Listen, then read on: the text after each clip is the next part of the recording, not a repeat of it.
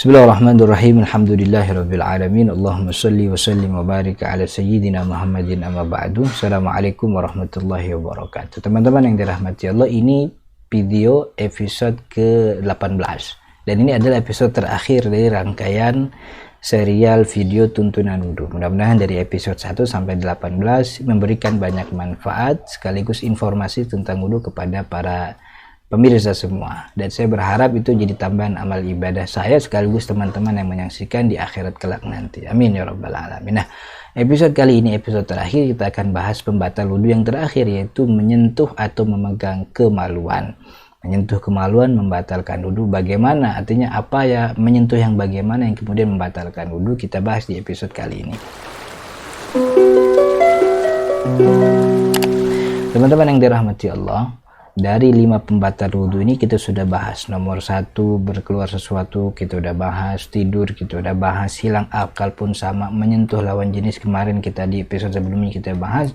Dan sekarang memegang kemaluan. Nah, kata Imam Taqiyuddin Al-Hisni dalam kitab Kifayatul Akhyar, menyentuh kemaluan yakni menyentuh kemaluan manusia, baik itu kemaluan sendiri atau kemaluan orang lain, baik itu kemaluan laki-laki atau perempuan, baik itu kemaluan anak kecil atau orang dewasa, baik itu kemaluan depan atau belakang, karena depan belakang sama-sama dikatakan sebagai al-farj, kan gitu. Jadi menyentuh kemaluan tidak hanya kemaluan diri sendiri, kalau dia menyentuh kemaluan istrinya, kemaluan anaknya, kemaluan orang tuanya, kemaluan siapapun, itu membatalkan wudhu gitu. Karena itulah yang layak atau yang dikatakan sebagai al-fard dalam bahasa Arab.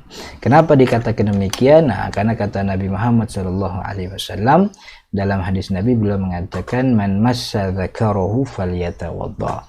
Siapa yang menyentuh kemaluannya maka dia wudhu lagi gitu. Nah, tapi teman-teman yang dirahmati Allah, memang dalam hal ini ada perdebatan. Setidaknya ada satu mazhab yang mengatakan menyentuh kemaluan itu bukan pembatal wudhu, yaitu mazhab Imam Abi Hanifah.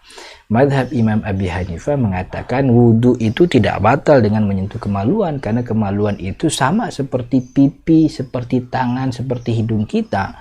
Dia bagian dari tubuh kita. Kalau menyentuh hidung tidak batal, kenapa menyentuh kemaluan? Kemaluan batal. Dan ini disebutkan dalam sebuah riwayat, karena ada salah seorang sahabat yang bertanya kepada Nabi Muhammad, ya Rasul, kalau megang kemaluan gimana hukumnya? Lalu Nabi Muhammad mengatakan, mahiyya illa bid'atun minka. Ya, kemaluan itu bagian daripada tubuhmu. Kalau kamu megang pipi nggak batal, kemaluan juga nggak batal.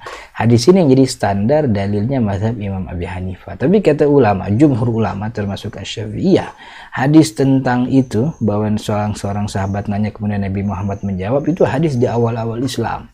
Sedangkan hadis ini yang dalam layar ini adalah hadis yang belakangan munculnya.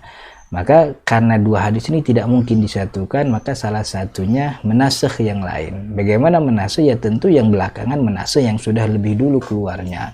Artinya hadis ini adalah hadis yang menasakh hadis yang sebelumnya yang tadi kita katakan sebagai dalil mazhab Imam Abi Hanifah.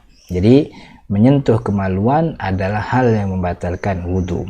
Kemudian selanjutnya teman-teman yang dirahmati Allah, batalnya wudhu itu jika menyentuh kemaluan dengan bagian dalam telapak tangan. Karenanya tidak batal jika menyentuh kemaluan pada bagian luar telapak tangan. Juga tidak batal dengan sisi-sisi jari. Ini sisi jari ini. Nah, sisi jari ini, sisi-sisinya juga tidak batal dengan ujung jari. Nah, untuk tahu mana bagian dalam dengan bagian luar telapak tangan, atau dalam bahasa ulama dengan istilah zahirul kaf bagian luar, batinul kaf bagian dalam telapak tangan, gini. Kedua telapak tangan Bapak Ibu Saudara semua, teman-teman, lekatkan begini. Tempelkan. Sudah seperti ini, lihat mana yang terlihat, mana yang tidak terlihat. Telapak tangan yang kalau kita begini tangan kita, telapak tangan yang tidak terlihat itulah bagian dalam. Telapak tangan yang terlihat itulah bagian luar. Maka kalau kita menyentuh dengan bagian ini, bagian yang terlihat ini, itu wudhu kita nggak batal karena dia bagian luar. Bagian batin itu bagian yang tidak terlihat kalau kita rekatkan gini. Gitu. Nah, bagian dalam. Maka itu tidak batal menyentuh kemaluan dengan sisi jari atau ujung jari, karena ujung jari adalah bagian yang tidak, bagian yang terlihat ketika kita rekatkan. Jadi yang batin itu adalah yang tidak terlihat gitu. Jadi seperti ini untuk mencari tahu mana batin, mana mana bagian dalam, mana bagian luar. Kenapa harus begitu? Karena Nabi Muhammad SAW dalam sabdanya mengatakan, ma idza afdha ahadukum biyadihi ila dzakarihi falyatawaddo.